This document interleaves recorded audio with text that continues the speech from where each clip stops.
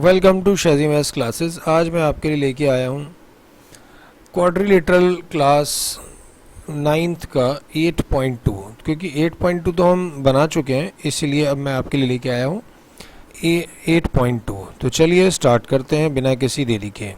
तो सबसे पहले तो हम इन दो थ्योरम्स के बारे में बात करेंगे। एक थ्योरम है, एक कन्वर्स ऑफ इट्स थ्योरम है, ठीक है ना। तो हमने क्या देखा कि हमारे पास जो है the line joining mid points of the sides of triangle is parallel to the third side। मतलब अगर हमारे पास एक ट्रायंगल है और उसकी जो दो साइड्स हैं उसके मिड पॉइंट को अगर जॉइन किया जाए तो वो थर्ड साइड के पैरेलल होती है और हाफ भी होती है। हाफ इसमें नहीं लिखा लेकिन वो आगे प्रूफ में दिखा रखा है, तो हाफ भी होती है, ठीक है ना। इसी तरह से इसका कन्वर्स देखें तो अगर हमारे पास एक मिड पॉइंट है और एक साइड के पैरेलल लाइन ड्रॉ की जाए तो मतलब वो थर्ड साइड का मिड पॉइंट होती है। क्लियर है? तो एक बार हम इसको अच्छे से समझ लेते हैं कि मतलब ये जो मिड पॉइंट है ना, ये भी मिड पॉइंट है, ये भी मिड पॉइंट है, ये इन दो साइड का मिड पॉइंट है। तो मतलब ये वाला जो लाइन है, अब तीसरी कौन सी बची? ये वाली बची, इसके पैरेलल होगी और इसके हाफ होगी, ठीक है ना। इसका प्रूफ भी हमने पहले से किया हुआ है, अब मैं डिस्क्रिप्शन में लिंक डाल दूंगा कि कैसे होता है। और इसमें क्या होता है कि इस लाइन का तो मिड पॉइंट और इसके पैरेलल, तो थर्ड साइड पे जहां पर ये टकराएगी जाके वो भी इसका मिड पॉइंट होगा। तो चलिए स्टार्ट करते हैं। ये हमारा कन्वर्स है ऑफ मिड पॉइंट थ्योरम, ठीक है ना। अब हम मिड एमपीटी लिखेंगे, जहां भी लिखेंगे मिड पॉइंट थ्योरम। ओके, चलिए नेक्स्ट स्टार्ट करते हैं क्वेश्चन नंबर 1 से। तो क्वेश्चन में कहता है कि पी क्यू आर एस एक मिड पॉइंट है, कौन सी साइड्स के? A B B C C D A D quadrilateral के, ठीक है ना। तो हमें शो करना है S R is parallel to A C and S R is half of A C.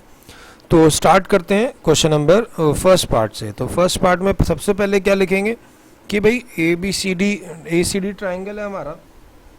A C D triangle जो है ना, ऊपर वाला ट्राइंगल ए सी डी है ना, मैं अलग बना के बता देता हूँ, ये वाला ट्राइंगल, ठीक है ना।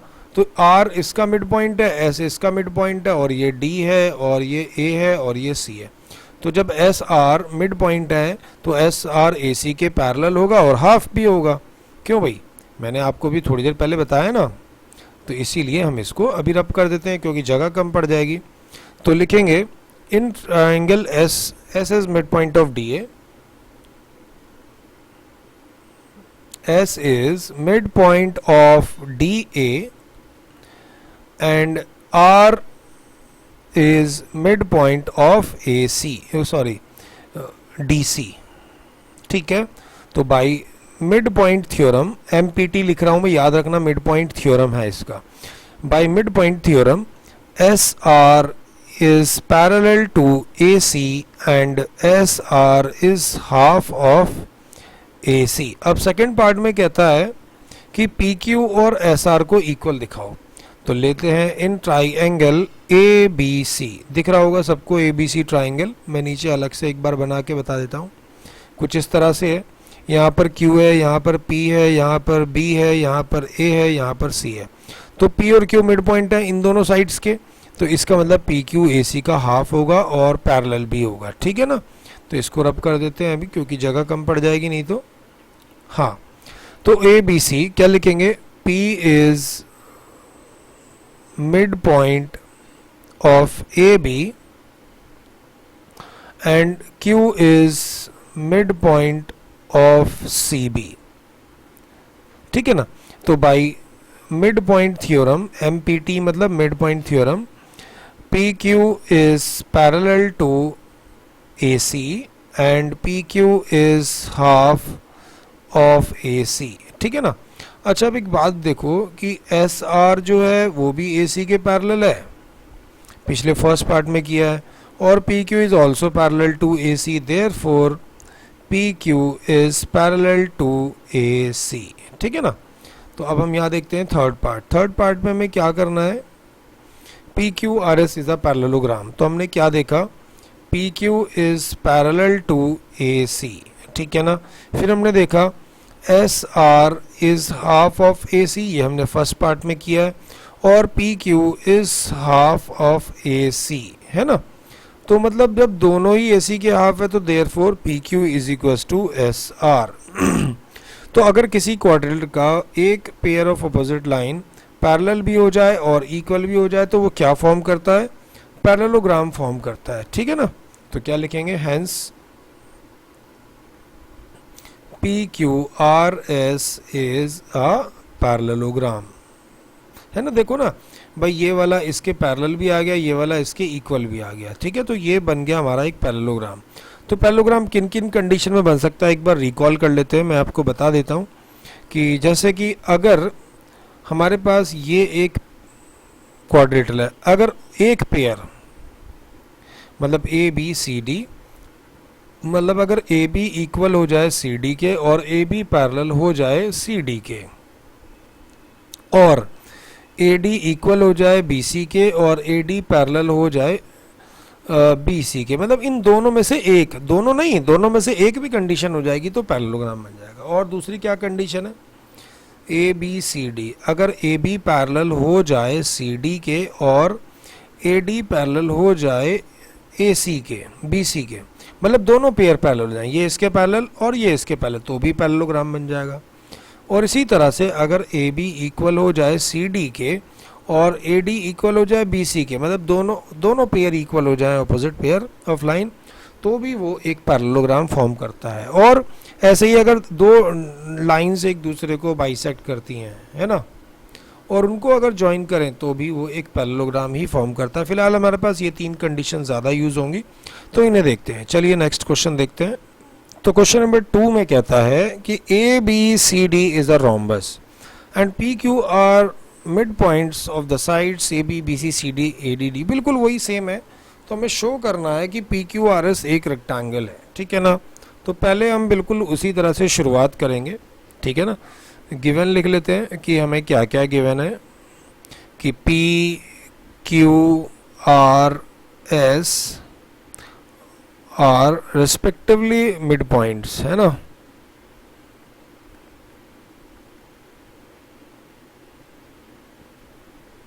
Of AB BC CD and AD, ठीक है ना। तो मिड पॉइंट्स है, तो चलिए शुरू करते हैं प्रूफ। एक ट्रायंगल ले लेते हैं, कौन सा, ऊपर वाला ही, वही ट्रायंगल ACD, जैसे पिछले क्वेश्चन में किया था। इन ट्रायंगल ACD क्या लिखेंगे, P is mid point of, P नहीं R ले रहे हैं ना हम, तो सॉरी R, हम ऊपर वाला ट्रायंगल ले रहे हैं ACD। R is mid point of DC and S is mid point of DA। तो इसका मतलब क्या हो जाएगा, by MPT, mid point theorem. MPT मतलब mid point theorem. SR is parallel to AC and SR is half of AC।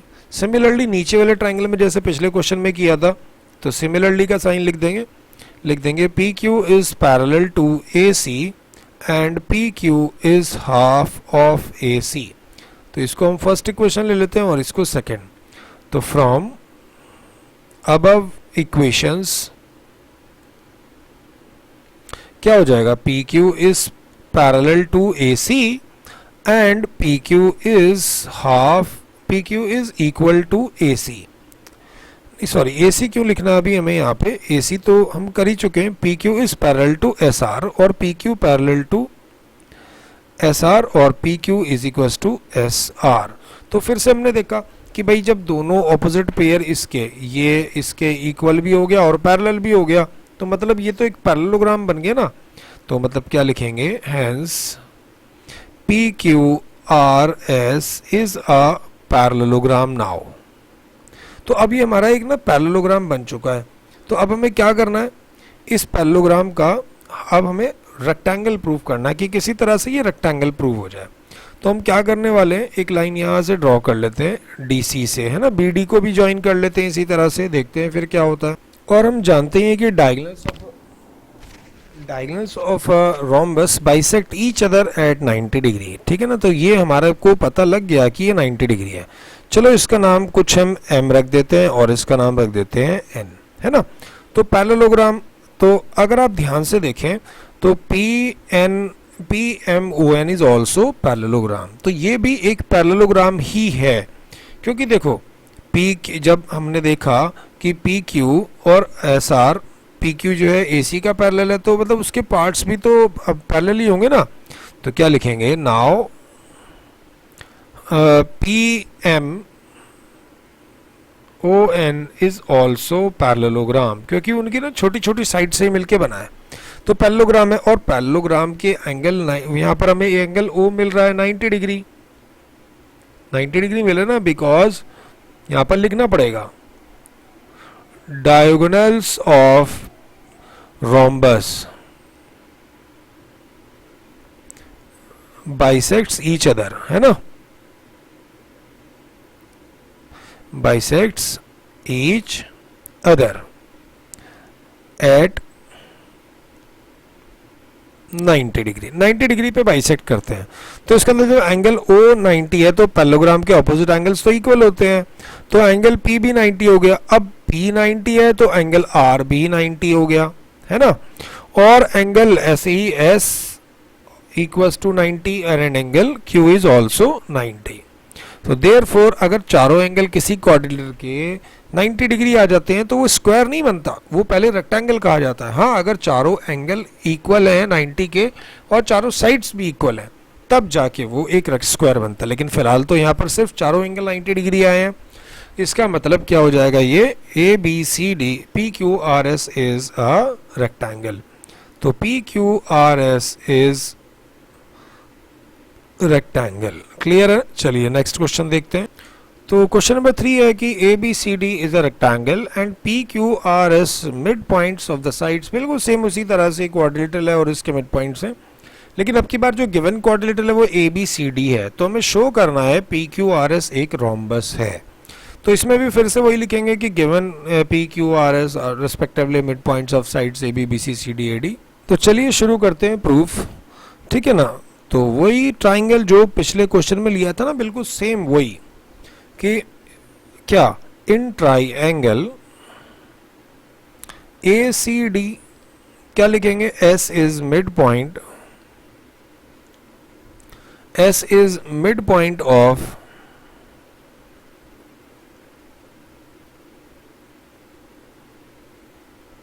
S is mid point of DA। Similarly R जो है वो मिड पॉइंट है किसका, DC का।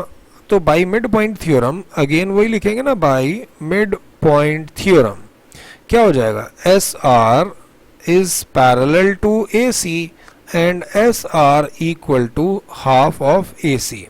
Similarly करके फिर PQ नीचे वाले में भी ऐसी हो जाना है कि PQ is parallel to AC, है ना, and PQ is half of AC। Okay, तो अब हमें क्या क्या हुआ, therefore PQRS is a parallelogram. तो पैरेललोग्राम तो बन गया। अब ये इस पैरेललोग्राम को हमें रोम्बस दिखाना, PQRS इज अ पैरेललोग्राम। अच्छा, वी नो दैट, हम जानते हैं कि भाई ये ABCD तो हमें वो दिया हुआ ना रेक्टेंगल, और रेक्टेंगल के डायगोनल्स तो इक्वल होते हैं। तो वी नो दैट, क्या हम जानते हैं कि diagonals of rhombus are diagonals of rhombus नहीं, रेक्टेंगल है हमारे पास, तो सॉरी, हमें जो गिवन है ना वो रेक्टेंगल है, रेक्टेंगल आर इक्वल, ठीक है ना, वो दोनों इक्वल है। तो मतलब क्या हो जाएगा कि AC इक्वल टू है हमारे पास BD। तो जब AC BD के इक्वल है, तो अगर हम यहाँ पर BD ज्वाइन करते हैं, है ना, ये BD भी तो है ना, तो AC और BD इक्वल है, तो जब AC BD इक्वल है तो उनके हाफ भी इक्वल होंगे।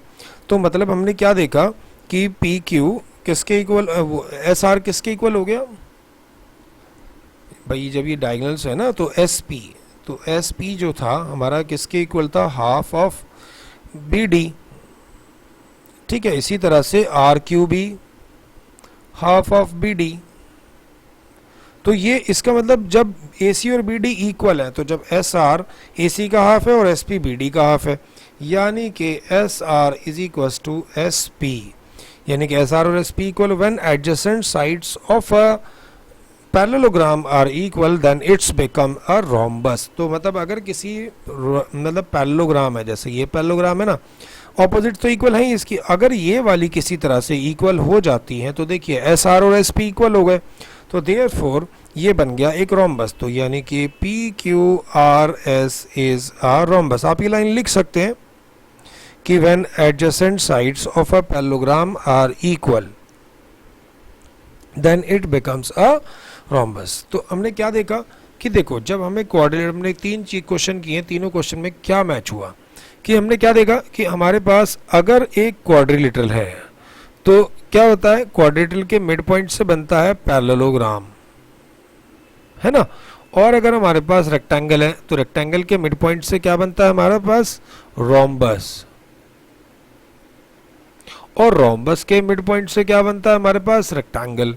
तो ये याद रखेंगे, असर्शन रीजन में क्वेश्चन इस तरह से आ सकते हैं, ठीक है ना, क्योंकि उसमें अजीब ही तरह के क्वेश्चन आते हैं जो आप सोच भी नहीं सकते, बस वही आता है। कितनी भी प्रैक्टिस कर लो क्वेश्चन वही आएगा जो आपने नहीं पढ़ा है, मतलब जो आपने नहीं पढ़ा, लेकिन बस उस टाइम आपके जो वो होते हैं बेसिक कॉन्सेप्ट्स होते हैं उनको देखकर, उनको समझकर वो हम क्वेश्चन आसानी से कवर अप कर सकते हैं, ठीक है। और ऐसा नहीं कि नहीं हो सकता हो, बस थोड़ा सा रिकॉल करने की ज़रूरत होती है उस टाइम पे, एकदम पैनिक नहीं होना है।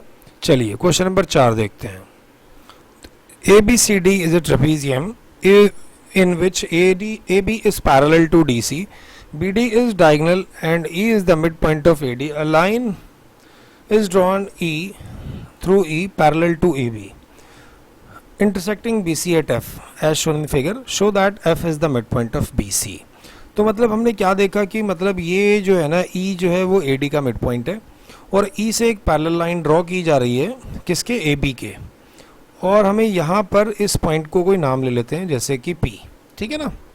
तो अब हमें ये शो करना है कि F is the mid point of BC। तो चलिए शुरू करते हैं। पहले हम देख लेते हैं कि हमें क्या गिवन है।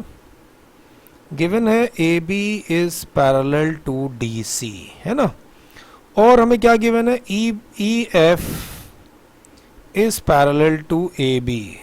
तो कहीं ना कहीं ये EF जो है CD के भी पैरेलल हो जाएगी, क्यों भाई वो आपस में पैरेलल है ना, तो मतलब ये तीनों लाइनें एक दूसरे के पैरेलल हैं। तो पहले हम इस ट्रायंगल की बात करेंगे। ये आपको ट्रायंगल दिख रहा होगा, मैंने ऐसी रफ बना लिया है, EP, ये E, ये P, ये D और ये A और ये B, है ना। तो क्या लिखेंगे, शुरू करते हैं प्रूफ। लिखेंगे इन ट्राइएंगल DAB आपको ट्रायंगल दिख भी रहा होगा, उसमें भी दिख रहा होगा, मैंने अलग भी बना लिया है। क्या लिखेंगे, E is mid point of DA, mid point of DA है। अच्छा, और EP किसके पैरेलल है, EP is parallel to AB। तो मतलब कन्वर्स क्या कहता है मिड पॉइंट थ्योरम का, कि मिड पॉइंट थ्योरम तो ये कहती है अगर ये मिड पॉइंट तो दो मिड पॉइंट गिवन है तो ये इसके पैरेलल होगी। लेकिन अब कन्वर्स क्या कहती है, अगर ये मिड पॉइंट है और पैरेलल लाइन ड्रॉ करें तो जहां थर्ड साइड पे इंटरसेक्ट करेगी वो भी पैरेलल होगा। तो क्या लिखेंगे, by converse of mid point theorem, MPT मतलब मिड पॉइंट थ्योरम। तो P is mid point of DB, है ना। अब इस ट्रायंगल को जरा रब कर देते हैं क्योंकि अभी हमें दूसरे ट्रायंगल की जरूरत पड़ने वाली है, ठीक है ना। तो अब हम ट्रायंगल ले रहे हैं ये वाला, आपको दिख भी रहा होगा, है ना। इसमें ये PF है और ये C है और ये D है और ये B है। सिमिलरली अब वही P इसका मिड पॉइंट होगा, एक साइड का मिड पॉइंट, और ये लाइन इसके पैरेलल, तो F जाके मिड पॉइंट ही बनेगा। सिमिलरली इन ट्राइएंगल BCD में क्या हो जाएगा, P is mid point of BD and PF is parallel to CD। तो बाई कन्वर्स, है ना, again by converse of MPT, F is mid point of CB। बस यही तो प्रूफ करना था। चलिए नेक्स्ट क्वेश्चन। तो next question is that in parallelogram ABCD, E and F are the midpoints of side AB and CD respectively. Show that the line AF and EC trisect the diagonal BD। मतलब ये जो E और F है ना, ये mid points हैं और उसने क्या बोला है कि ये AF और CE जो है ट्राइसेक्ट करते हैं। ट्राइसेक्ट मतलब 3 इक्वल पार्ट्स, मतलब हमें दिखाना है कि DP PQ और QB इक्वल आ जाए किसी तरह से, तो ट्राइसेक्ट माना जाएगा, ठीक है ना। तो सबसे पहले हम देखते हैं कि क्या गिवन है, हमें क्या गिवन है कि ABCD इज अ पैरेललोग्राम। तो ABCD इज पैरेललोग्राम गिवन, और F is mid point of CD और E is mid point of AB। अच्छा एक बात बताओ कि AB is parallel to CD and AB equals to CD, है ना भाई, पैरेलल है ना ये। तो एक बात बताओ, जब दो लाइन पैरेलल हैं तो उनके हाफ भी तो पैरेलल होंगे, यानी कि वी कैन राइट कि AB half of AB is parallel to half of CD, और इसी तरह से दो इक्वल के हाफ भी इक्वल है, तो यूक्लिड ने कहा था, यानी कि half of AB equals to half of CD। तो AB का हाफ को हम क्या लिख सकते हैं, AE, क्या लिख सकते हैं, AE इज पैरेलल टू,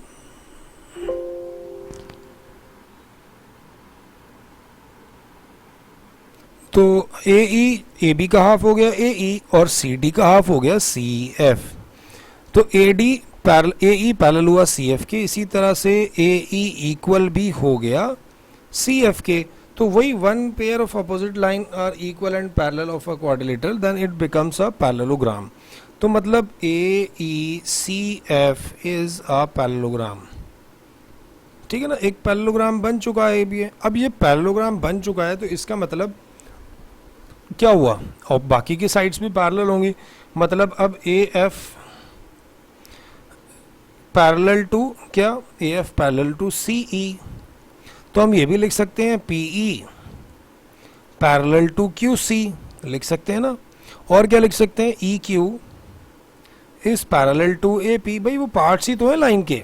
तो अब शुरू करते हैं, तो लिखते हैं इन ट्राइएंगल DCQ। DCQ में अगर आप बात करें, F is mid point of CD, mid point है ना CD का मिड, ठीक है। तो उसके बाद हमने क्या देखा, F is mid point of CD and FP is parallel to QC।